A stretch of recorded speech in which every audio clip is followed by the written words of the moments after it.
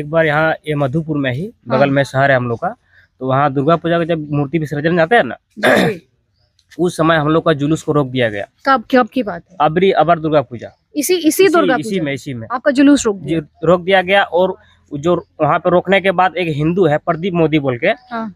उसका घर को जलाने की कोशिश किया गया।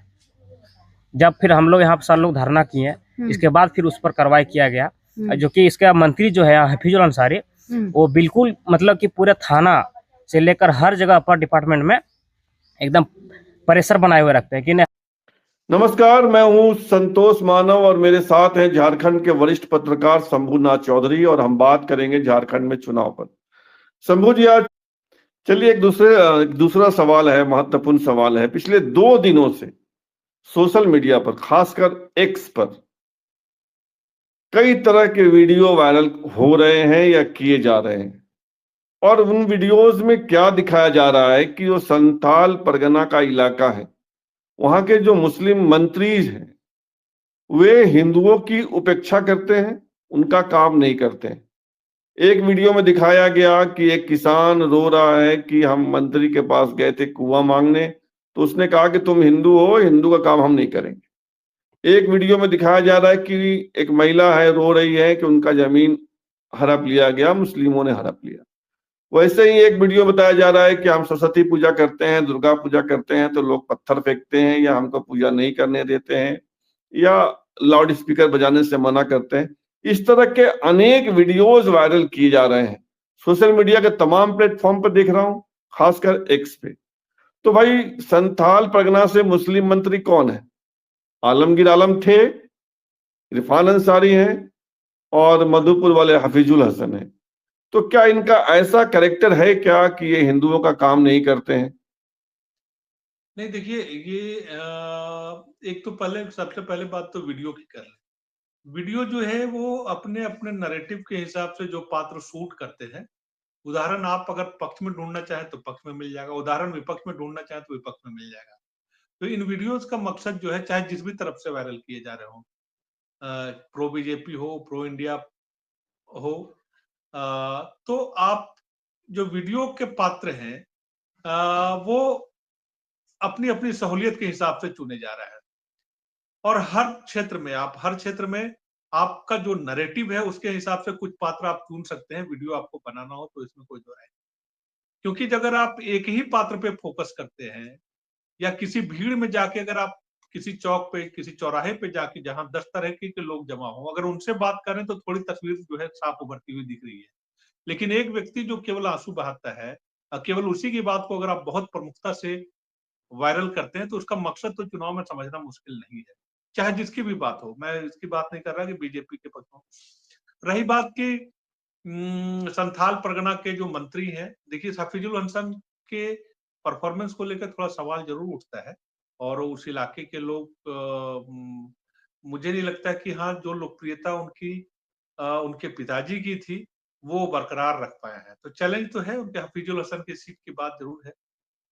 इरफान अंसारी, कम से कम वो तो जो है तमाम विवादों में भले ही रहते हैं, लेकिन वो हिंदुओं से दूर नहीं रहते या हिंदुओं का काम नहीं करते। आप देखेंगे कि वो मंदिरों के लिए पैसा, मंदिरों के यज्ञ में बाकी तमाम तरीके की चीजें जो है वो इस तरीके की, या उनके आयोजनों में सहभागिता, ये इरफान अंसारी पे आप कम से कम ये आरोप नहीं लगा सकते कि वो हिंदुओं के बीच नहीं जाते हैं या किसी खास जाति को जो है। हफीजुल हसन के बारे में अगर ये आरोप लग रहा है तो अब ग्राउंड रियलिटी क्या है ये थोड़ा तो बगैर वहां गए पता लगाना थोड़ा मुश्किल है। लेकिन वीडियो जो है, मैं ये समझता हूँ कि उनका मोटिव, उनका मकसद जो है, जो वायरल किया जा रहा है, और एक ही चीज, एक ही तरह का ट्रेंड जब चलाया जाता है तो आप उसका मकसद समझ सकते हैं, चाहे जिसके भी तरफ से हो।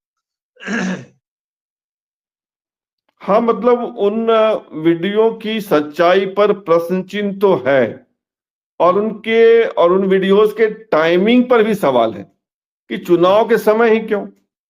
कहा जा रहा है कि वो पुराना शूट किया हुआ है, कोई पत्रकार है, कोई त्यागी करके महिला पत्रकार है। तो भाई अभी क्यों वायरल हो रहा है? मतलब कहीं ना कहीं आप वोट को प्रभावित करना चाहते हैं। हाँ, बिल्कुल।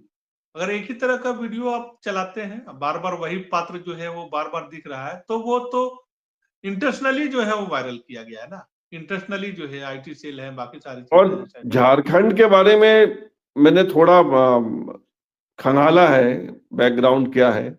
झारखंड में विधानसभा की 81 सीटें हैं और 11 सीटों पर 11 सीटों पर मुस्लिमों की आबादी ठीक ठाक है, जिसमें से 6 सीट जो है वो संथाल परगना की है और 5 इधर की है।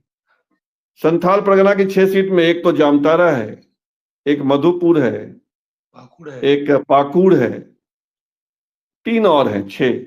और इधर जोड़ेंगे तो राजधनवार है, धनबाद है, टुंडी है, हटिया भी है। गांडे, इस तरह की कुल 11 सीटें हैं। तो मधुपुर जहां से हाफिजुल अंसारी जीतते हैं, हाफिजुल हसन, वहां मुस्लिम आबादी 25% के आसपास है। जामतारा में 31% के आसपास है, पाकुड़ में 35% के आसपास है, धनबाद में 14% है, राजधनवार में 17% है। बहुत ज्यादा अगर ढूंढेंगे आप प्रतिशत में तो जामतारा और पाकुड़ ही है। और वहीं के लोगों को वहां, मतलब वहीं के जनप्रतिनिधि को निशाना बनाया जा रहा है, खासकर पाकुड़, जामतारा और मधुपुर। और मुझे लगता है कि ये तीनों मंत्री थे भाई। आलमगीर आलम हाल तक थे, इरफान अंसारी अभी हैं और हफीजुल हसन भी अभी है। तो दावे के साथ तो नहीं कहा जा सकता है कि वीडियोस फैब्रिकेटेड हैं, लेकिन सवाल तो हम खड़ा कर ही सकते हैं ना। बिल्कुल नहीं। देखिए ये बात तो है, मैं वही कह रहा हूँ कि पाकुड़ से इस तरीके का वीडियो है नहीं। और पाकुड़ में चूंकि ये माना जाता है कि वहां एकमात्र ऐसी सीट है कि जहां मुस्लिम निर्णायक माने जाते हैं, पूरी तरह निर्णायक माने जाते हैं, वो पाकुड़ है। थोड़ा बहुत जामताड़ा भी है। तो उस हिसाब से देखिए, अगर पाकुड़ से इस तरीके का वीडियो आता तो थोड़ा उसकी सच्चाई भी थी। मधुपुर के बारे में है तो मुझे लगता है कि देखिए एकदम बिल्कुल सिरे से खारिज मैं नहीं कर रहा कि हाँ ऐसी स्थिति नहीं होगी, लेकिन जब एक ही वीडियो, अगर एक ही पात्र या एक दो पात्र, वोकल पात्र आप तलाशते हैं और उस वीडियो को पूरी गति दे देते हैं, तो इसका मकसद जरूर समझने की है कि इसका क्या है। हो सकता है कि थोड़ी रियलिटी के करीब भी हो, मैं ये भी नहीं कर रहा हूँ कि उसको पूरी तरह खारिज कर दीजिए। लेकिन आप और हम ज्यादा नहीं 30 सेकंड शांत हो जाते हैं। मैं वो वीडियो दिखाना चाहूंगा, सिर्फ 30 सेकंड। जैसे हम आप भी कुआं देखिए। लिखा है, अरे बाबा रो नहीं। कुआं लिखा है, कुआं में से वो नहीं मिला। नहीं, कहाँ कुआं में मिला? लेके गई वहाँ, मतलब हिंदू समाज है, इसको कुआं नहीं मिलेगा। किसने कहा है? मंत्री यहाँ का आप कहाँ हुसैन- गए, कब गए बताइए हुसैन मुझे। अंसारी क्या कब गए आप उनके पास? ये रहे ये 4 महीने पहले। 4 महीने पहले आप गए कुआं मांगने? कुआं मांगने। तो क्या कहा? भले हिंदू से समाज है, इसको कुआं नहीं मिलेगा। अब ये जो किसान है, ये कहीं से आपको बनावटी नहीं दिख रहा, ये ओरिजिनल किसान दिख रहा है गांव का। तो अब इसको क्या कहेंगे आप? फैब्रिकेटेड है। नहीं, मैं ये नहीं कह रहा हूँ कि देखिए कि हर व्यक्ति के पात्र जो है, वो ये नहीं कह रहा हूँ कि पात्र को जो है वो बुलवाकर या पैसे देकर या किसी तरीके से दबाव डाल के बयान दिला के, मैं ये बात नहीं कह रहा। मैं कह रहा हूँ कि अगर आप अपनी सहूलियत के हिसाब से जरूर पात्र ढूंढ सकते हैं। मेरा कहने का दूर मतलब ये सकता है। था कि आप अपनी सहूलियत के अनुसार ढूंढ सकते हैं। उस व्यक्ति की पीड़ा सही होगी, उसका जो अनुभव होगा उससे मैं इत्तेफाक नहीं रखता, ऐसी बात नहीं कर रहा हूँ। मैं ये कह रहा हूँ कि अगर एक व्यक्ति, एक किसान इस तरीके से रोकर कर रहा है, तो कोई ऐसा जो, अगर आप इसके प्रो में बनाना चाहें तो आपको ऐसे भी पात्र मिल जाएंगे जो उनका स्तुतिगान करते हुए दिख सकते हैं, है ना?